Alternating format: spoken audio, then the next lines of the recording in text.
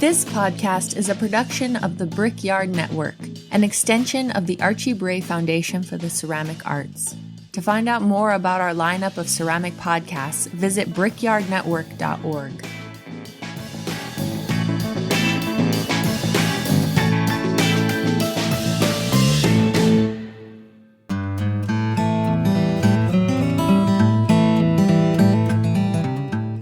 Hey, this is Erin with Cornell Studio Supply, located in the Gem City of Dayton, Ohio. As a proud sponsor of this episode and the Brickyard Network, we are happy to help you with all your pottery and ceramic sculpture needs by providing the best customer service and world-class workshops. Join us January 17th to the 19th for a hands-on dual workshop with Dita Mert and Jeremy Randall. Visit cornellstudiosupply.com to sign up. At Cornell Studio Supply, we are owned and operated for potters by potters.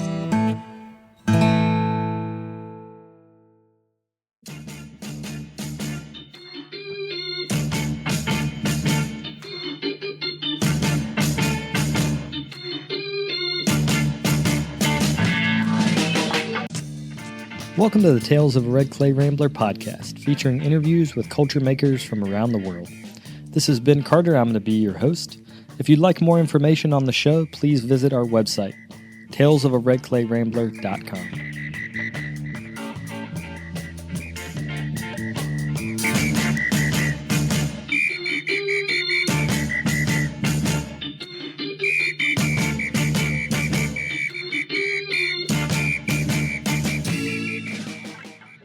Welcome back to episode 535 of the podcast. Thank you all for tuning in. Today on the show, I'm talking with Sarah Wells Roland. She was one of the founding members of the Village Potters in the River Arts District of Asheville, North Carolina, along with her husband in 2011. The Art Center housed a community of 7 resident potters as well as dozens of students through their classes and mentorship program. In September of this year, Hurricane Helene turned the French Broad into a raging river that destroyed their location. In this interview, we talk about the history of the Art Center and their ongoing recovery from catastrophic flooding. You can support the Village Potters recovery efforts on GoFundMe at the link in the show notes for this episode, and you can also find out more about the clay distributorship that is ongoing at thevillagepotters.com. Before we get to that interview, I wanted to thank the folks that have supported my holiday sale this year. I'm happy to continue offering listeners free shipping on all pots up until December the 16th. To receive the special offer, use the offer code PODCAST at checkout. This is good for listeners in the continental United States, but I am happy to ship globally. You can make your purchase today at carterpottery.com. Without further ado, we'll get to the interview.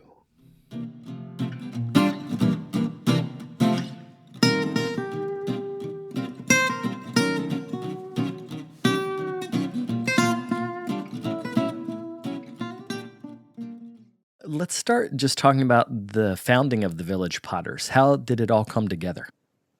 In 1998, my daughter went off to college. I had worked at my home studio for 25 years.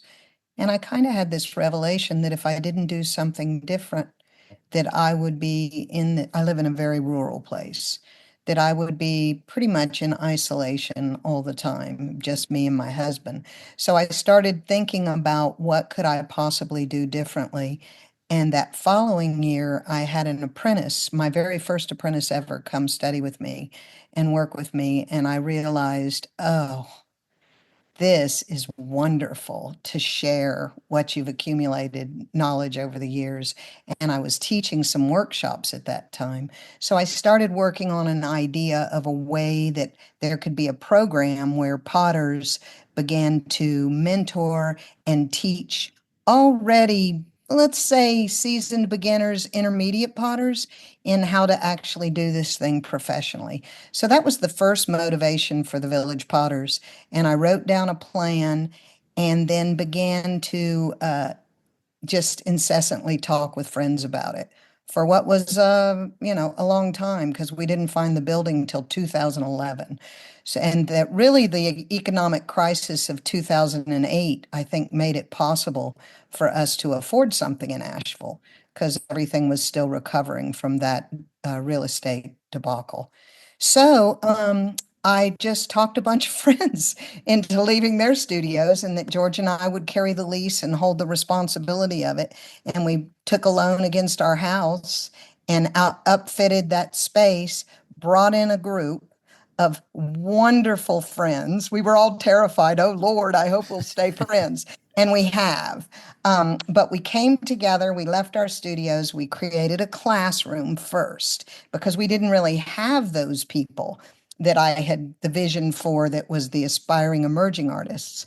So for the first 5 years, we had our studios there, we had gallery there, and we had a classroom. And somewhere at about 5 years, we realized, okay, we're on the map. We can do it now. And we rented an additional couple thousand square feet and created the studio that became the Independent Study and Mentoring Program. And so we have had that program going on since 2015, I think, maybe 2016 when it officially started.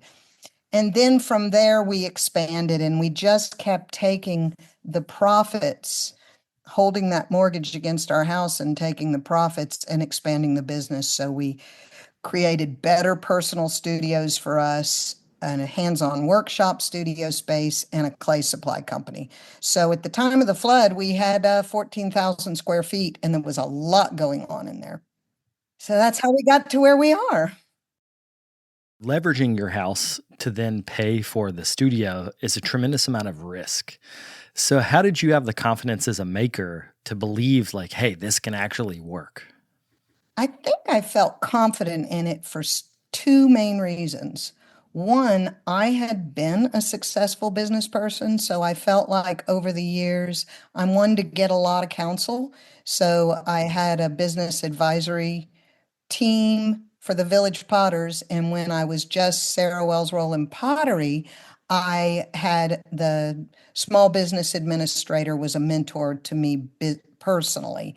And so I felt like I sort of had developed a business acumen enough to know there is enough arts in the culture in Asheville. I don't live in Asheville. I live one county over for something like this to draw from all of Western North Carolina and work. There was already a wonderful ceramic center there that's Odyssey, and Gabe Klein is a friend. And when we came in, our mission was different. So we always felt like, and I think he felt it too, that there was plenty of room for both of us. And we have felt that all along. Yeah. Fortunately, they didn't get flooded. Thank God. Yeah. Can you just describe the geography of the River District, the arts? I'm saying it wrong. The River Arts District. Arts District. Yes. So the River Arts District is about 2 miles long, and it's a big U, and it's sort of a long line and then a small short line and then another line back. And so I'm going to say close to half of the River Arts District is right on the river. Just across the street is the French Broad River. And that river is dangerous any day of the week. It can come out of its banks a little bit just from a lot of rain in a day. And so we knew that we were taking on a chance of some water. No one knew it could be 24 to 26 feet of water. That was quite the surprise. But the beauty of the whole district is that it's placed right beside the river. And so you see it right out our front door. And along that strip that's along the river is the largest buildings. So the majority of what caught all the floodwaters were the largest artist buildings. We were in the largest one, and I'm going to say there's 200 artists in that building. All of them were displaced. Asheville's developed in dribs and drabs. Like there's kind of booms and busts in Asheville real estate. And you mentioned that the economic crisis in 2008, 2009, that actually really helped things become more affordable. But since then, the cost of everything in Asheville has gone up and up and up and up. So post-flood, when y'all are thinking about rebuilding and getting things back to working, how are you thinking about the cost of rebuilding in a city that now is actually pretty expensive to build in? It's a great question. So that's a twofold answer. We are looking for a place to operate temporarily. Um, the deepest sadness that I have with this loss, yes, I'm very sad that the Village Potters Clay Center is flooded and will have to relocate. But to relocate without the community that was within just our one building is sort of unthinkable at this point. We were just such a tight community of artists. So a lot of us are looking for temporary places, and I am working with a group of people to create a nonprofit or else get under the arm of a nonprofit and try to establish an art center in Asheville outside the floodplain that so many of these displaced artists can then come together, so that there would probably then be two arts locations. One would be what remains of the River Arts District, and then this art center that I have the idea for with other group of artists to make happen, and try to have it centrally located and near the River Arts District, so that the Arts Center would begin to tell the story of where we went after the flood. For example, the building that we were flooded out of, the owners planned to have an upstairs, artists upstairs now. There was 3 and 4 feet of water in the upstairs in one part and 1 foot of water in the other part. And so they'll probably again be an arts building, but very, very diminished in size and accessibility. It's going into the floodplain is not a viable option for us because the loss is too hard to recover from. Let's talk a little bit about the details of the flood. I think people knew that a hurricane was coming, but you never know exactly how much water is going to come out of a natural disaster like this. So, could there be any planning for, or did y'all plan for something like this happening? We did. As a matter of fact, I'm going to say it was maybe 5 years ago, we had a prediction of a pretty serious flood. And so we rented these 26-foot Penske trucks and loaded a lot of our equipment, drove it out to highland and waited. And that flood actually missed us by 20 miles. And so we took everything back. There was a lot of loss, broken shelves and stuff, but it was worth it. And so we knew we had the plan. So when this hurricane was coming, I, in advance, reserved trucks to load things up, and we planned to load it up the day before Hurricane Helene came.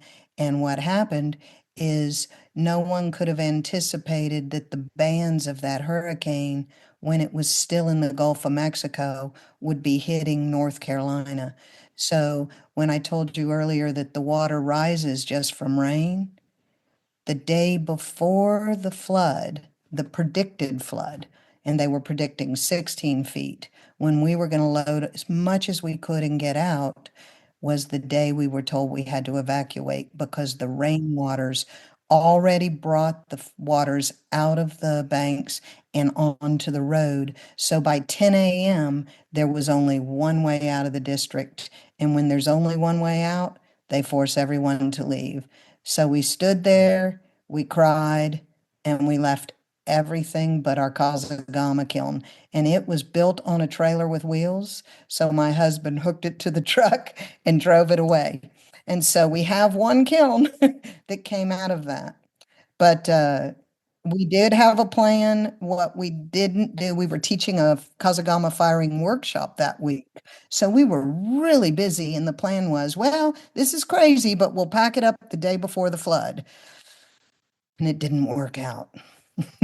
I'm so sorry to hear that. Because the thing about floodwaters is that there's kind of the meteorological prediction, but rising water is really scary. So even if they didn't make you evacuate, if you can see 20 feet, the water's rising, 20 feet away, and the water's rising, like, how do you decide what to take? Like, that seems like even that question would have been kind of terrifying in that moment. Well, we already knew what we were going to take because we'd done it before. So we had 37 wheels we were going to load up. We had 17 kilns. Obviously, we weren't going to take dry stack gas kilns, and disassemble them. But we were going to take all the electric kilns. We were going to take the Kazagama out, which we got, and we were going to load up. We have a forklift because we have a clay company. We were going to load up a fiber guile kiln that we have and take it away. And then tables and stools and just practical things that you need. And we knew there'd be a loss. But I had $166,000 in flood insurance. So we always felt like if we got the bulk of everything away, we could clean out, redo, reestablish with that claim. However, we lost about $500,000 worth of equipment. So we were grossly underinsured. Okay. Yeah, talk to me about as a business owner, how you thought about flood insurance before this happened. Like, how do you dictate how much you need based on where your actual location is in the district? That's a good question. And I have to confess, I probably wouldn't have had flood insurance because it was so expensive. It took a lot of our money to maintain it. But fortunately, my landlady required it in 2011. She had had a flood in 2004. So the tenants on the ground floor at that time, I don't think she continued overtime, but with me, she required it. And so in the lease, it said that you're required to hold flood insurance. So I got as much as I felt like we could shoulder, which interestingly enough, I don't understand it, but it was really expensive, like close to $9,000 a year. And then 2 years ago, it went down to almost a third of that. And we've never understood why. Our claim didn't change, but somehow FEMA restructured. And I should have increased it at the time, but instead I was like, woohoo, money. And so,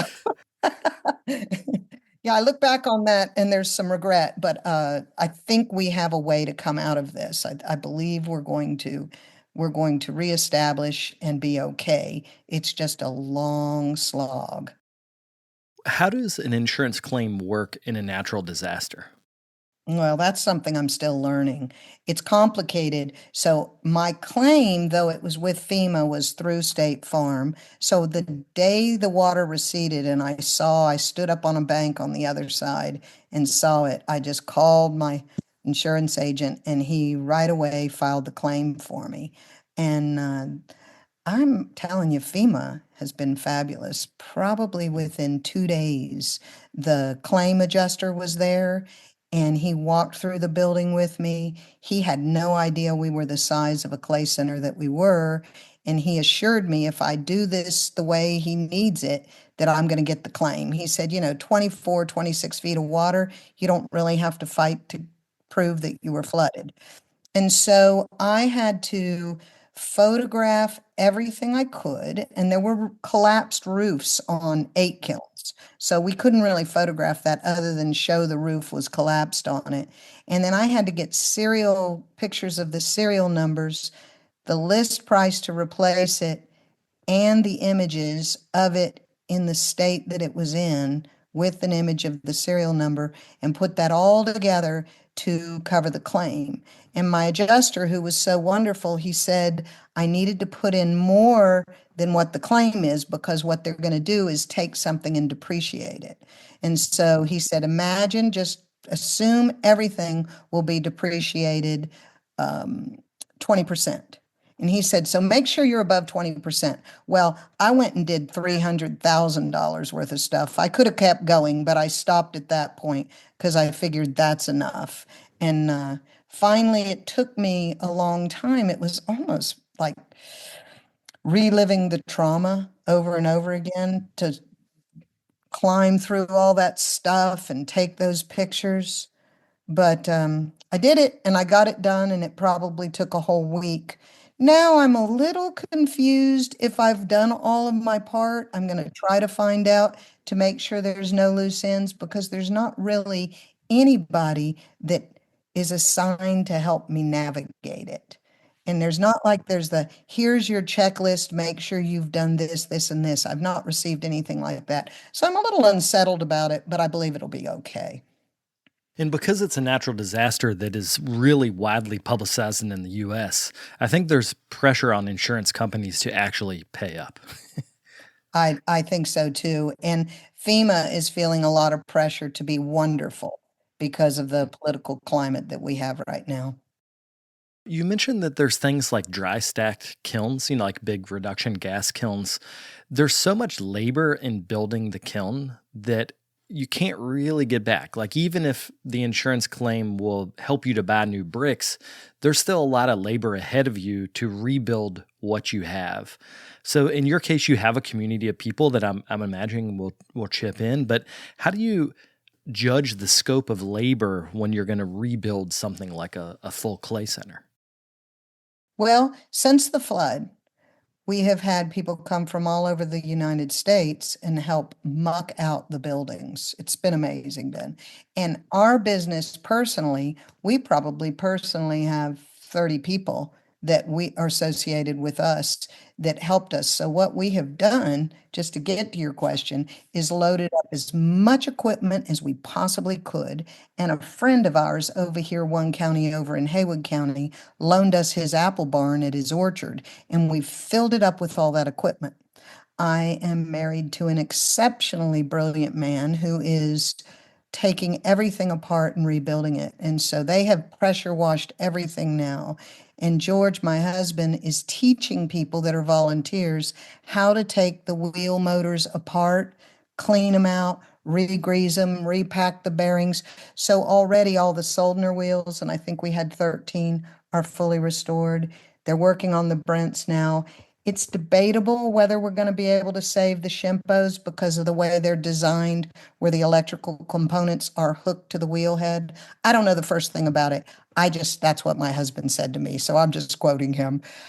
And so we see a lot of hope that by the time we find a facility, we have restored a lot of the equipment, so we will have the monies more to upfit the building and also to create any kinds of kilns and stuff like that that we need to build. I personally am not at all worried about building a kiln. My husband and I can build a 40 cubic foot downdraft gas kiln in a week. It's like we'd have to just get up with the people, order the equipment. But we've built so many kilns in our career that doesn't daunt us at all. We had a soda kiln and we had a gas kiln. And then we had a guile kiln. And I would like to replace that guile because it was smaller and it kind of showed students the accessibility of a commercially bought kiln. But in my career, I always used a dry stacked gas kiln. So yeah, I think that we're going to have help. As a matter of fact, I feel confident that when we find a space and we're moving in, that we're going to have a lot of help. There is so many people supporting us. In the 13 years that we were there, we have built an incredibly extensive community that we love them and they love us. And I just don't have any doubt that they're not going to show up, even if it's a year from now, 2 years from now, and help us come back. We'll be right back after a quick word from our sponsors. Today's episode is brought to you by the Rosenfield Collection of Functional Ceramic Art. The collection exists as an online resource for research and inspiration, featuring photos of over 4,000 objects made by over 1,000 artists. The images are high quality and can be used with no permission required, making them a great resource for students and teachers. To find out more, visit rosenfieldcollection.com. The Bray Clay business is your best source for Braypoxy, a two-part moldable epoxy intended for post-firing repairs. Working like clay, it's easy to shape, texture, fill gaps, and recreate missing parts. Braypoxy is sold in tan, white, and black base colors, and we also have a 9-color kit that will allow you to perfectly disguise your repair. Order online anytime at archiebrayclay.com.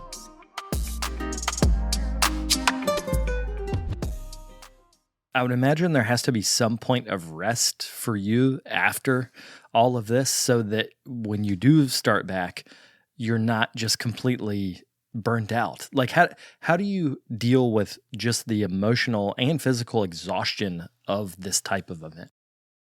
Not well. Um, yeah, I'll just be honest with you. I've had a couple of meltdowns and it wasn't pretty. And several of my friends, they've talked about how it's been for them. There is kind of a reliving of the trauma every time you apply for a grant and you submit pictures and all of that. It's kind of a reliving of it. But there is no rest yet. I know that as soon as we had to get all that equipment washed because it was corrosive.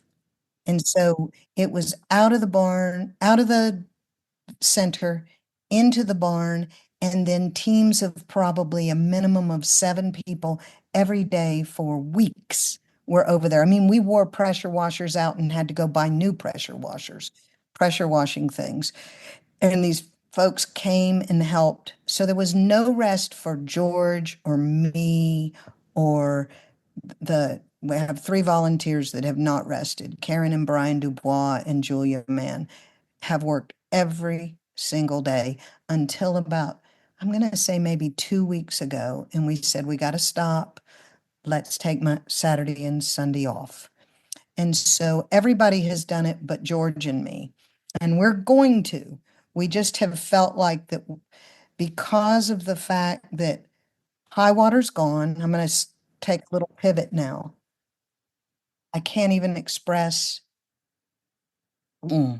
how devastating it is that high water's gone. High water not only supplied clay all over the country, but was the hub for clay in Asheville. And we have this little clay supply company at our business that was Laguna that kind of provided clay for us in our teaching center and potters in the region that just wanted an alternative, right?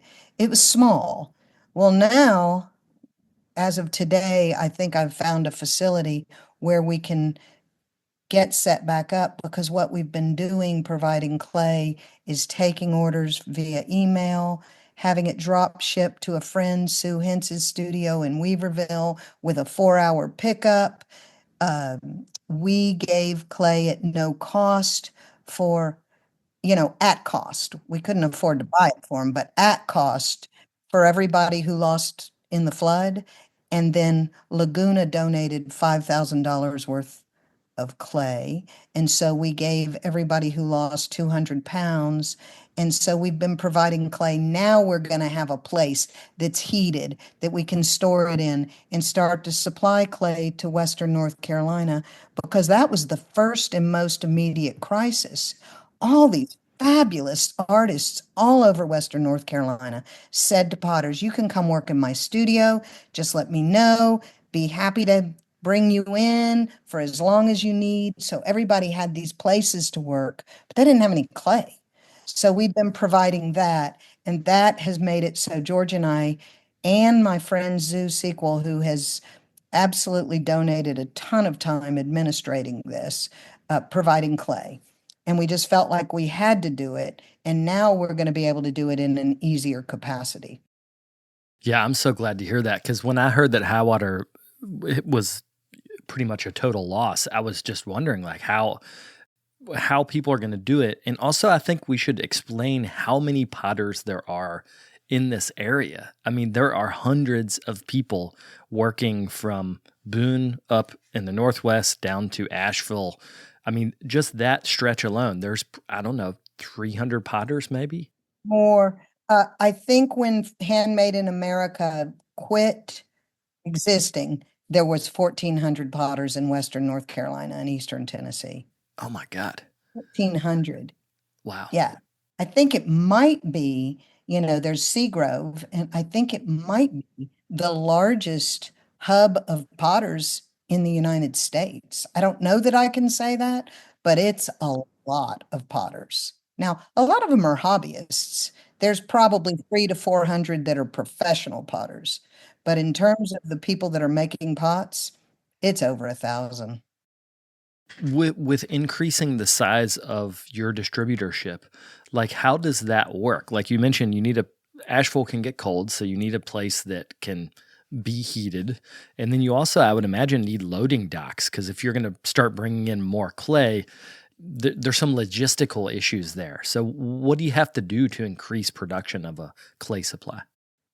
Well, we have a wonderful friend of the village. She studied with us in our advanced studies program. Her name is Danette Hoppy, and she owns eclectic grocery stores around the Western North Carolina area, but she's also a potter. So I called up Danette and I said, "Can you help me out? I need somewhere to house clay to sell clay out of while we're in this situation." And she was like, "You know it." So she is giving us a section of her distribution center.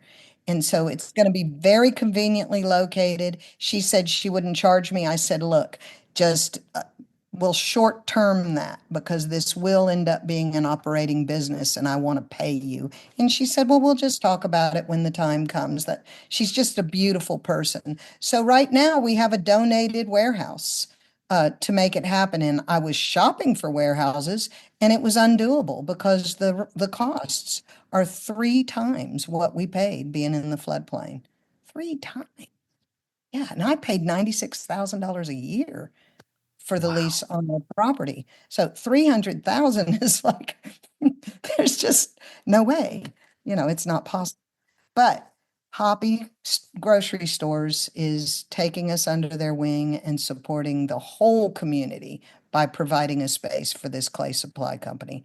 And I'm going to reach out to Standard and see if they want to have us distribute their clay as well. And I know Starworks doesn't because I've talked with them before.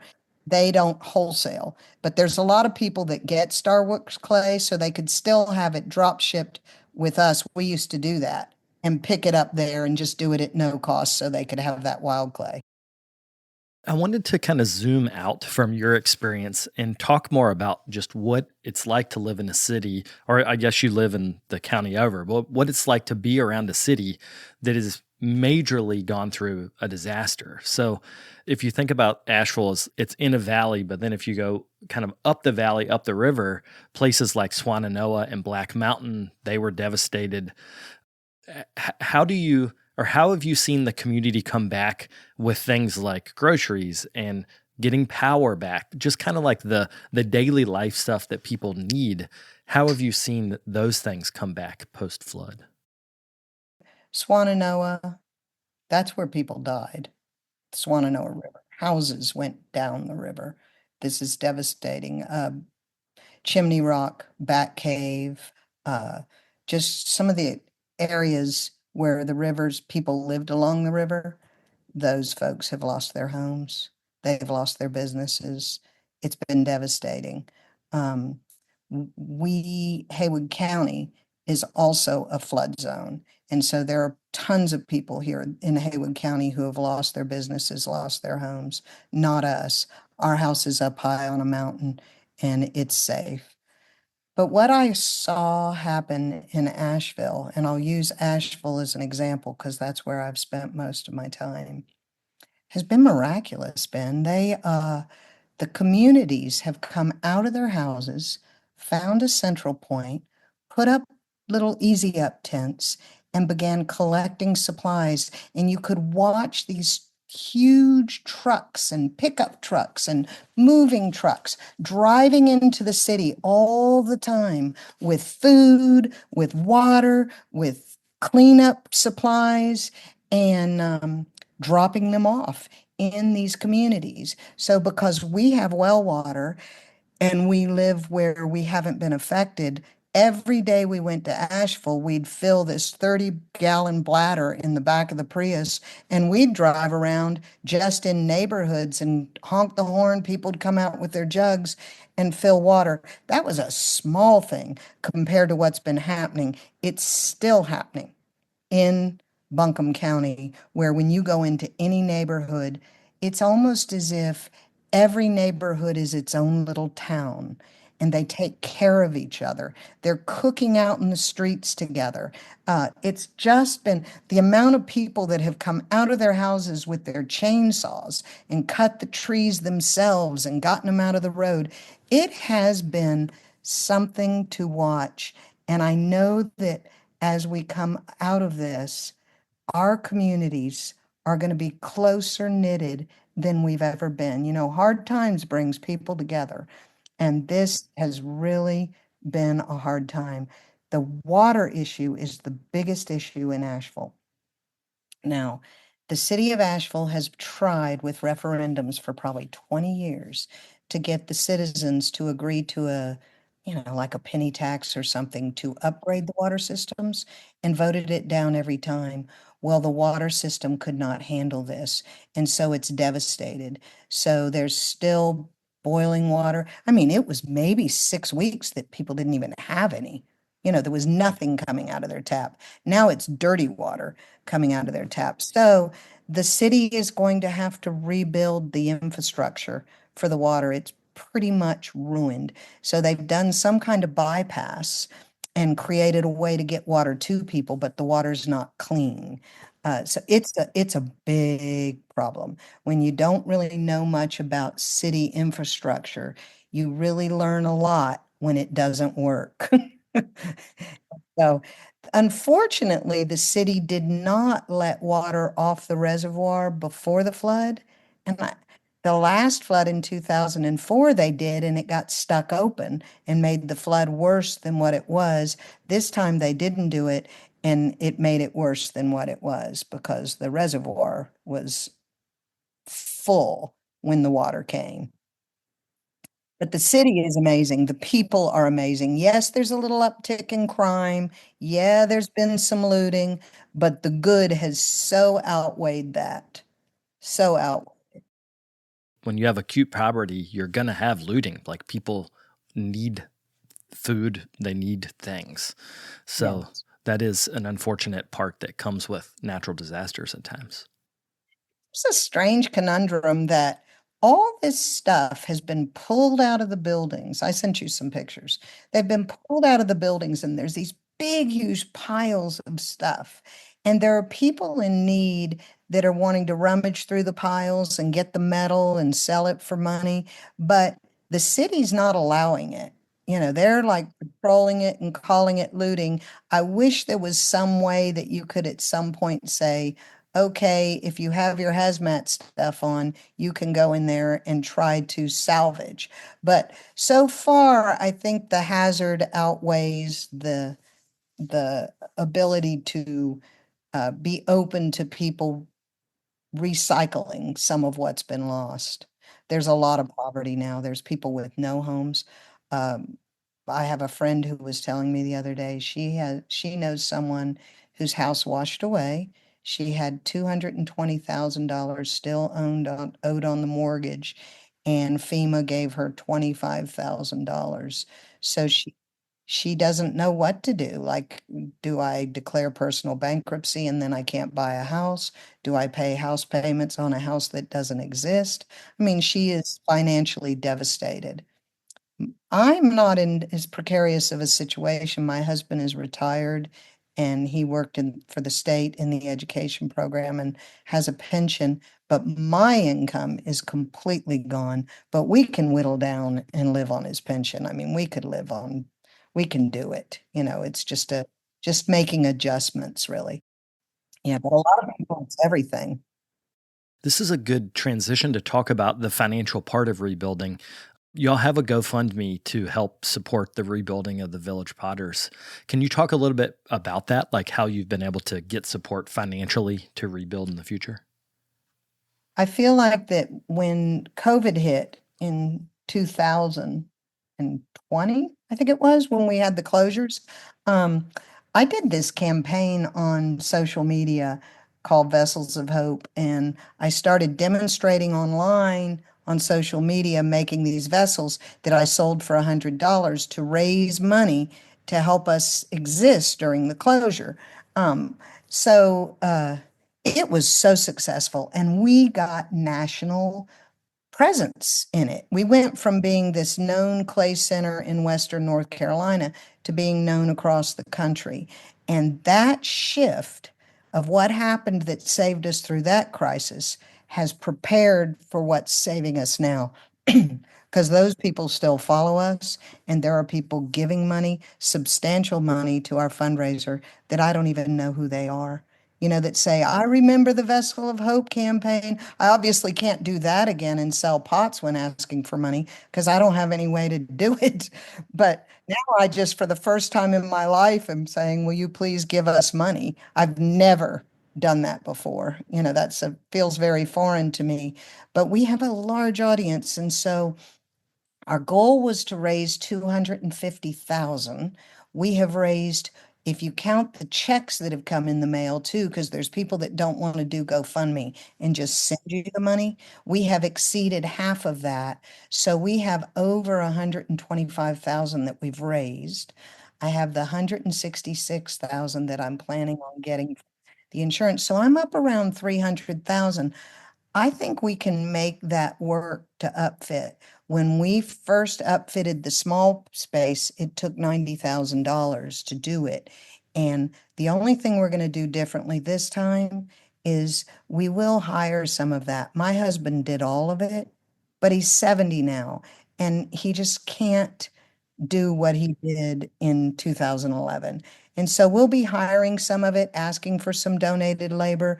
But I feel confident that we have enough monies raised to where we can create a gallery, put in lighting, get everything back that we had, even in the interim while we're trying to create this art center. Because we can't wait till there's an art center. We've got to set up somewhere.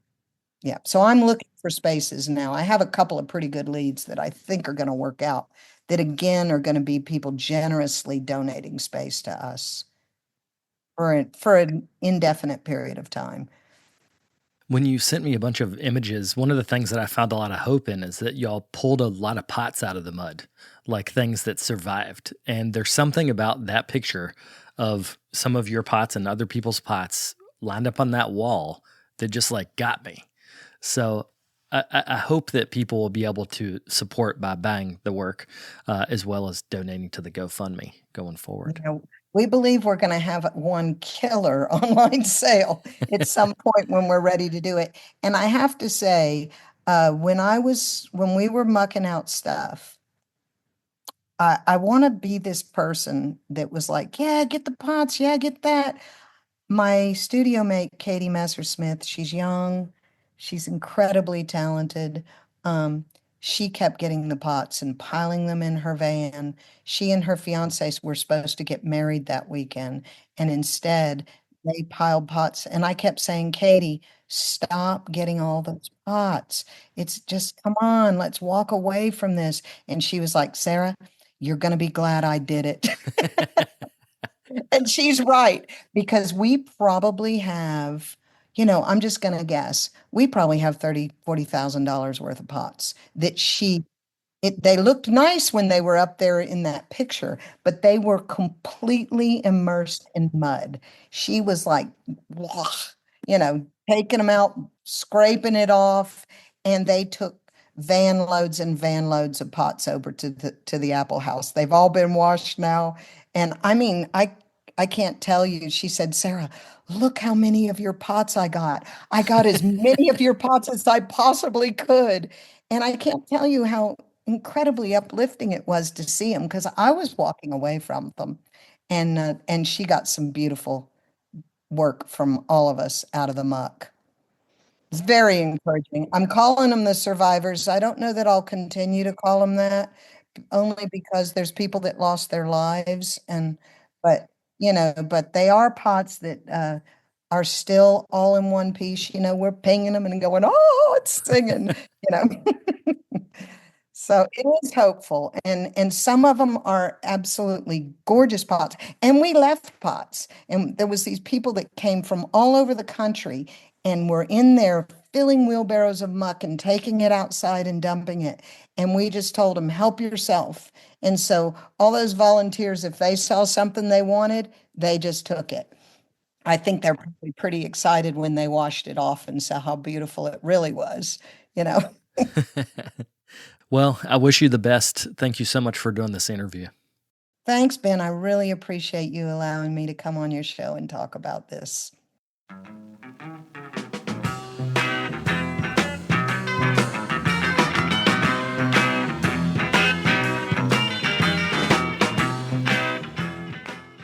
I'd like to thank Sarah for coming on the show and for her willingness to talk about their experience. Before we go, I'd like to thank today's sponsors. That's the Rosenfield Collection of Functional Ceramic Art, Cornell Studio Supply, and the Archie Bray Residency. This week is also the deadline to apply for the Archie Bray Residencies for 2025. The residency portal will be open until December the 19th. So if you want to get your application in today, go to archiebray.org/residencies. I'll be back next week with another episode. Thank you all for tuning in. If you'd like more information on the artists on the show, or if you'd like more information about the workshops and events that I'll be having in the next couple months, you can follow me on Twitter, Instagram, and Facebook under Carter Pottery. Another great way to support the show is to leave me a comment on iTunes. To do that, search Tales of a Red Clay Rambler under iTunes Podcasts, and you'll find a page that's linked to our show. Thank you guys for the support.